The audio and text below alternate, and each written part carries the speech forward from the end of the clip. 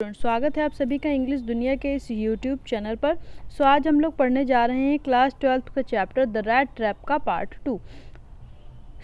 इससे पहले कि अपने इस वीडियो को स्टार्ट करें, एक बार साथ में कहते हैं इंग्लिश दुनिया में आए हैं तो कुछ सीख के जाना है बाहरी दुनिया में अगर आपको सफलता पाना है। चलिए स्टार्ट करते हैं। देखिए, अगर आप अभी तक आपने हमारे वीडियो को लाइक नहीं किया है तो लाइक कर दीजिए।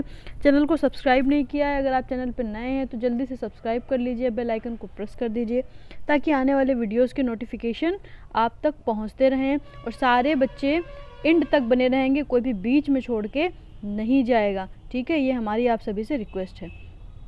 चलिए स्टार्ट करते हैं और देखते हैं। But just as he laid his head on the ground, जैसे ही वो अपने सर को ग्राउंड पे रखता है। हमने कल देखा था कि वो जो रैट ट्रैप सेलर है वो एक जंगल में फंस जाता है और उसे लगता है कि अब उसकी बारी आ गई है और वो अब यहाँ से बाहर नहीं निकल पाएगा, वो एक ट्रैप में फंस चुका है। तो तभी उसको एकदम से चक्कर आता है और ज़मीन में गिर जाता है। और जैसे ही वो ज़मीन पे वो अपने हेड को रखता है, ही हर्ड साउंड, तो उसको एक आवाज़ सुनाई पड़ती है। अ हार्ड रेगुलर थम्पिंग, आवाज़ किस चीज़ की होती है? थम्पिंग की, जैसे कि कोई चीज़ किसी चीज़ पे पटक रहा हो, थम्प करने की आवाज़ आ रही है। There was no doubt as to what that was, अब वो समझ जाता है कि आखिर ये है क्या। ही रेज्ड हिमसेल्फ, वो अपने आप को उठाता है। Those are the hammer strokes from an iron mill, अब वो किस चीज़ की आवाज़ है? आयरन मिल में जो हैमर होता है, हथौड़ा होता है, उससे कोई चीज़ पीटी जा रही है। हैमर से किसी चीज़ पे मारने की जो आवाज़ होती है, स्ट्रोक्स की आवाज़ आ रही है। ही थॉट, अब उसने ऐसा सोचा था। There must be people nearby, उसने क्या सोचा कि आसपास जरूर कोई ना कोई लोग होंगे। ही समंड, समंड मीन्स होता है बुलाना, लेकिन यहाँ पे क्या है? गैदर करना, इकट्ठा करना। उसने अपनी पूरी ताकत को इकट्ठा किया। All his strength, got up, उसके बाद वो उठ जाता है। And staggered in the direction of the sound, और किधर चल देता है? उस साउंड की डायरेक्शन में चल देता है। द रामजो आयरन वर्क्स, अब ये क्या है? रामजो iron works which are now close down, जो कि अब बंद हो चुकी है। राइटर बोल रहे हैं कि जो जिस टाइम पे राइटर ये स्टोरी लिख रहे हैं उस टाइम पे ये जो रामजो आयरन वर्क है ये अब बंद हो चुकी है, लेकिन पास्ट में जबकि ये कहानी है, जब का ये इंसिडेंट है, तब वो खुली हुई थी। ठीक है। Down were not so long ago a large plant with smelter, rolling mill and forge, तो वहाँ पे एक बहुत बड़ा सा लार्ज प्लांट हुआ करता था। ठीक है, और जहाँ पे कई सारी तरह की आयरन चीज़ें, आयरन के मटेरियल्स बनाए जाते थे। इन द समर टाइम, जब समर होती थी, गर्मी होती थी, long lines of heavily loaded barges and scows slid down the canal, अब वहाँ पे एक रिवर थी, उसी रिवर में बार्ज और स्कोप्स क्या हैं? ये एक तरह की बोट हैं जो आयरन का जो मटेरियल है उसको सेलिंग का काम करती थी, वहाँ से निकालने का। ठीक है, तो गर्मियों में जब वो लेक जो है, वहाँ पे जो लेक है उसका पानी ठंडियों में जम जाता था, उसमें बर्फ़ जम जाती थी। गर्मियों में जब वो पिघली हुई होती थी तो उसके द्वारा सामान को ले जाने का काम किया जाता था। और वहीं पास में ही एक कैनाल था which led to a large inland lake. ठीक है, देखो यहाँ पे बात आ गई, उसी कैनाल के पास से ही एक बड़ी सी इनलैंड लेक थी। And in the winter time, और जब ठंडियाँ होती थी, the roads near the mill were black from all the coal dust which shifted down from the big charcoal crates. अब ठंडियों में क्या होता था? ठंडियों में जो रोड होती थी वो पूरी तरह से ब्लैक हो जाती थी। किस चीज़ से? कोयले से ब्लैक हो जाती थी, वहाँ से कोयला ले जाया जाता था बड़े बड़े कैरेट्स में, तो इस वजह से वहाँ पे सब ब्लैकनेस रहती थी। During one of the long dark evening, एक शाम को जब बहुत अंधेरा था, जस्ट बिफोर क्रिसमस, अब ये क्या है? क्रिसमस के पहले का टाइम है। The master Smith and his helper set in the dark forge near the furnace, अब जो मास्टर स्मिथ है और उसका जो हेल्पर है वो दोनों ही बैठे हुए हैं एकदम अंधेरे में उसी फैक्ट्री में। The furnace waiting for the pig iron, और किस चीज़ का इंतज़ार कर रहे हैं? Waiting for the pig iron. Pig iron means होता है रॉ आयरन, यानी कि कच्चा आयरन, कच्चे आयरन का पकने का इंतज़ार कर रहे हैं। फर्नेस मीन्स होता है भट्टी, भट्टी में आग जल रही है और कच्चा आयरन जो है उसको पका करके नए शेप उसको दिया जाने का काम हो रहा है। Which had been put in the fire, जो कि फायर में रखा हुआ है कच्चा आयरन, टू बी रेडी, तैयार होने के लिए, पुट ऑन द एनविल, फिर उसके बाद उसको काहे पे रखते हैं, एनविल पे रखते हैं। अब what is this anvil? Anvil एक तरह की लोहे का ही टूल होता है, इतना बड़ा सा हार्ड लोहे का, उसके ऊपर कोई भी सॉफ्ट लोहा रख के पीटा जाता है तो आसानी से उसको शेप दिया जा सकता है। तो उसी एनविल पर उसके आने का इंतज़ार कर रहे हैं। Every now and then one of them got up to stir the glowing mass with a long iron bar, थोड़ी थोड़ी देर में उनमें से एक उठता है और उठ करके एक लंबी सी आयरन की छड़ी है जिससे वो जो ग्लोइंग आयरन जो फायर है उसको वो लोग इधर उधर सेटल करते रहते ताकि वो कंटिन्यू जलती रहे। Returning a few moments dripping with perspiration, अब वो जब आते हैं तो पूरी तरह से पसीने से भीगे होते हैं क्योंकि वहाँ पे बहुत ज़्यादा हीट है, उस फर्नेस की वजह से वहाँ पूरा जो अंदर का इन्वायरमेंट है वो बहुत ज़्यादा गर्म रहता है। दो एज वॉज द कस्टम ही वोर nothing but long shirt and a pair of wooden shoes, अब वो लोग क्या पहनते हैं, उनका कस्टम क्या है, उनका कस्टम है कि वो एक लंबा सा शर्ट पहनते हैं और शूज़ पहनते हैं। All the time there were many sounds to be heard in the forge, अब उसके अंदर बहुत सारे साउंड है जो सुनाई देते हैं। अब वो साउंड कौन कौन से हैं? The big bellows groaned and the burning coal crackled, अब क्या है, बिग बिलोज, बिलोज मीन्स होता है हवा का साउंड, वहाँ पे जो आग जल रही है उसमें वो बीच बीच में हवा देते रहते हैं ताकि वो आग अच्छे से जलती रहे, तो उसकी आवाज़ आ रही है। बर्निंग कोल यानी कोयले के जलने की, जब कोयला जलता है तो चटकता है, उसकी आवाज़ आ रही है। The fire boy shovelled charcoal into the maw of the furnace, maw means होता है माउथ, फर्नेस के माउथ में वो बार बार जो लड़का है वो एक लिए हुए फावड़ा टाइप से और उससे कोयले को भर के भट्टी में डालने का काम कर रहा है, उसकी आवाज़ आ रही है। With a great deal of clatter, जिसकी काफ़ी तेज़ से क्लैटरिंग की आवाज़ आ रही है। आउटसाइड रोअर द वाटरफॉल, बाहर से वाटरफॉल की आवाज़ आ रही है, पानी के गिरने की। And a sharp north wind, और काहे की आवाज़ आ रही है, शार्प नॉर्थ विंड जो चल रही है उसकी आवाज़ आ रही है।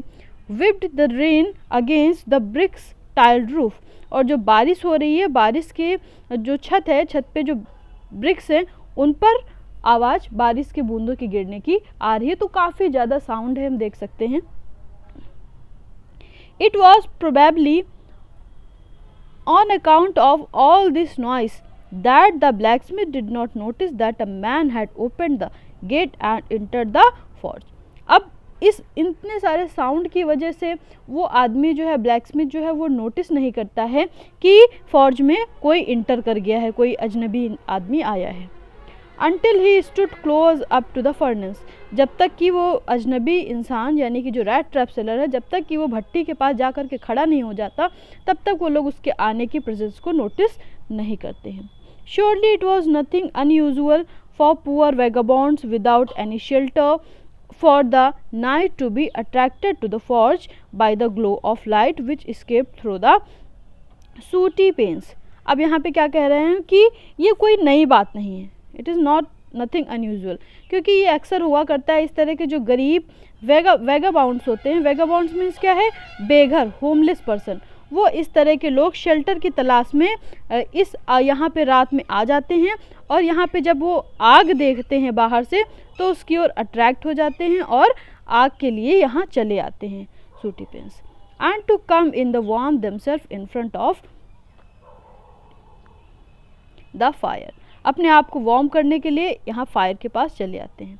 The blacksmith glanced only casually and indifferently at the intruder। अब जो ब्लैकस्मिथ होता है वो उसको एक बार के लिए देख लेता है। He looked the way people of the type usually did, with a long beard, dirty ragged, and with a bunch of rat traps dangling on his chest। वो बिल्कुल वैसे ही दिख रहा है जैसे कि उसके जैसे लोग दिखते हैं, सारे वेगाबॉन्ड्स दिखते हैं, रैग कपड़े हैं डर्टी से, और क्या है, लंबी लंबी सी दाढ़ी है, साथ में कई सारे रैट ट्रैप्स पकड़ रखे हैं। He asked permission to stay and the master blacksmith nodded a hearty consent without honoring him with a single word. अब वो वहाँ पे रात में रुकने की परमिशन मांगता है, तो जो ब्लैकस्मिथ है वो अपने सिर को बस हॉटी कंसेंट के साथ बस हिला देता है। मतलब कि हॉटी कंसेंट मीन्स होता है वो बस हाँ कह देता है, पर जेन्युइनली वो ये नहीं चाहता है कि वो यहाँ पे, उसको कोई मैटर नहीं करता कि वो यहाँ रुके या ना रुके, बस ऐसे ही अपने सिर को हिला देता है। The tramp did not say anything. Either he had not come there to talk but only to warm himself and sleep. अब वो जो ट्रैम्प है यानी कि जो रैट ट्रैप सेलर है वो भी कुछ नहीं कहता है, क्योंकि वो यहाँ उससे बातें करने के लिए नहीं आया है बल्कि यहाँ पे सोने के लिए आया है। In those days, the Ramjo iron mill was owned by a very prominent iron master. उस समय पे जो आयरन मिल थी रामजो की, उसका मालिक एक बहुत ही प्रोमिनेंट यानी कि बहुत ही रिच यानी पॉपुलर आयरन मास्टर था। whose greatest ambition was to ship out good iron to the market, और उसका एम्बिशन मात्र यही था कि अच्छे से अच्छा आयरन वो मार्केट में सेल कर सके। He watched both night and day to see that the work was done as well as possible, और वो रात दिन खुद जाकर के चेक करता था कि जो काम है वो अच्छे से हो रहा है या नहीं। And at this very moment, अब इसी समय he came into the forge on one of his nightly round of inspection. अब वो निरीक्षण के लिए रात के राउंड में यहाँ पे आया है इसी टाइम पे। Naturally, the first thing he saw was the tall ragamuffin who had eased his way so close to the furnace that steam rose from his wet rags. अब उसने सबसे पहली चीज़ यही नोटिस की कि एक रैगामफिन है यानी कि यही जो रैट ट्रैप सेलर है लंबा सा, ये वहीं पे फर्नेस के पास इसने अपने आप को सेटल कर रखा है, वहाँ पे बड़े आराम से लेटा हुआ है और उसके जो कपड़े हैं वो गीले हैं और उस पर जब हीट पड़ रही है तो उससे स्टीम निकल रही है यानी कि वेपर्स निकल रहे हैं। The iron master did not follow the example of the blacksmith who had hardly deigned to look at the stranger. अब जो आयरन मास्टर होता है वो बिल्कुल भी ब्लैकस्मिथ की तरह नहीं रिएक्ट करता है। ब्लैकस्मिथ क्या है, उसने उसको बिल्कुल ऐसे ही फालतू का आदमी अपने से नीचा समझ लिया है और उसकी ओर बिल्कुल भी अटेंशन नहीं दिया, लेकिन जो आयरन मास्टर है वो ऐसा नहीं करता है। He walk close up to him, वो सबसे पहले उस रैगामफिन के पास जाता है।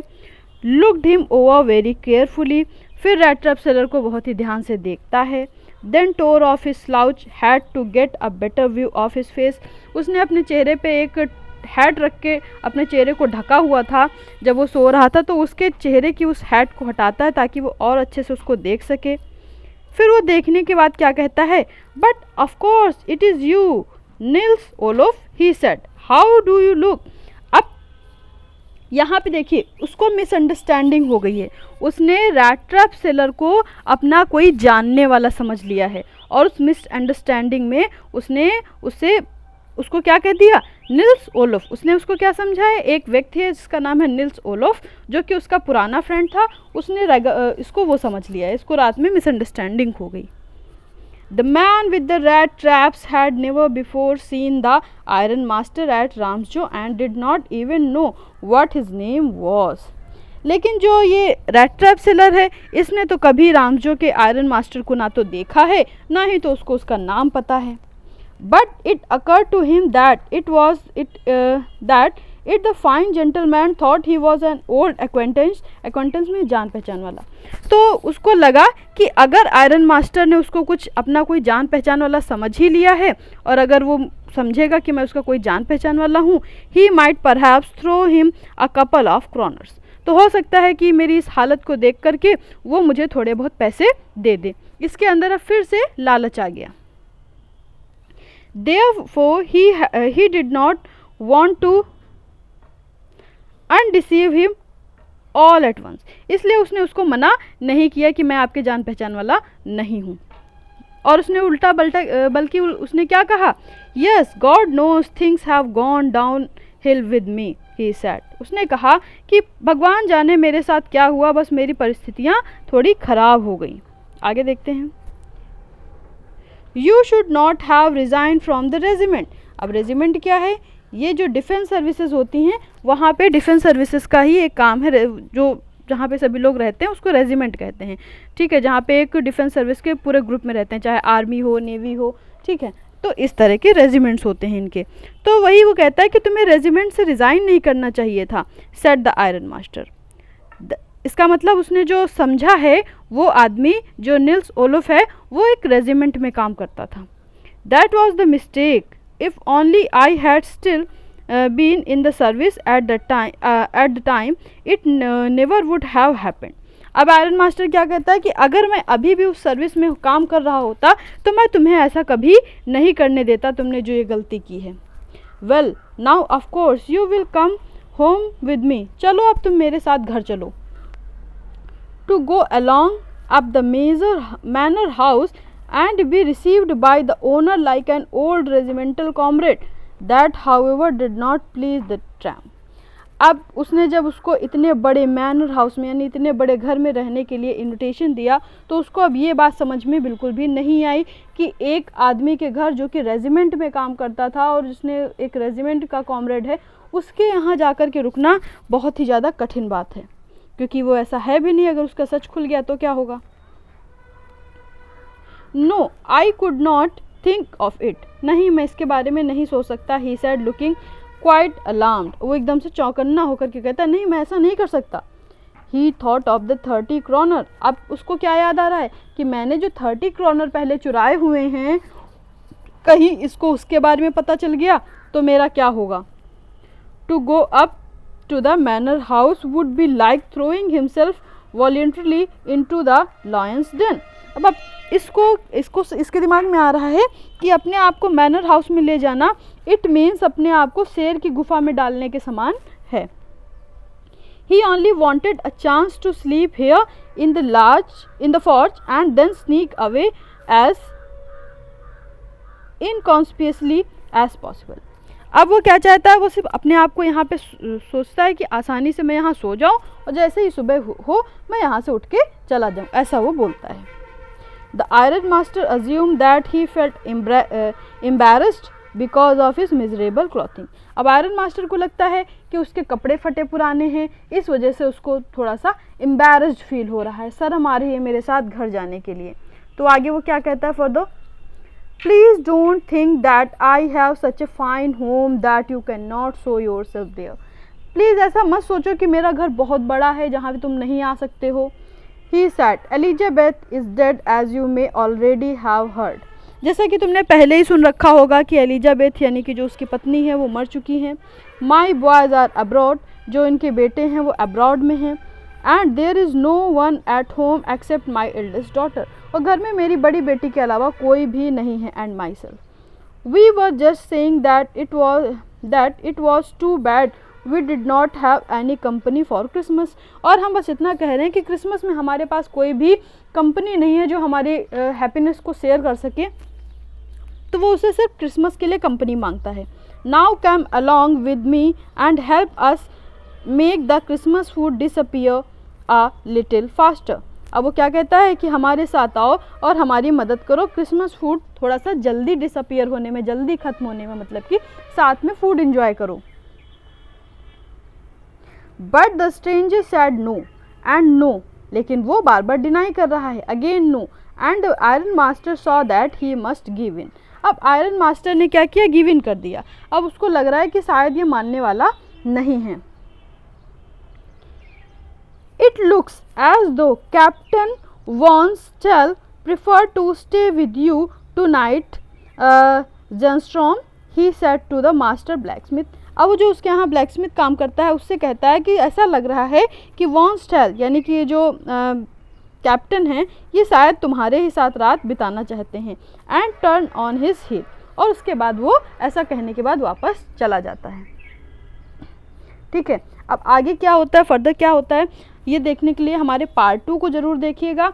तो यहाँ तक था आपका पार्ट 1। इतने समय तक हमारे साथ बने रहने के लिए आप सभी व्यूवर्स का बहुत बहुत थैंक यू। हमें आपके सपोर्ट की बहुत ज़्यादा ज़रूरत है। So thank you so much.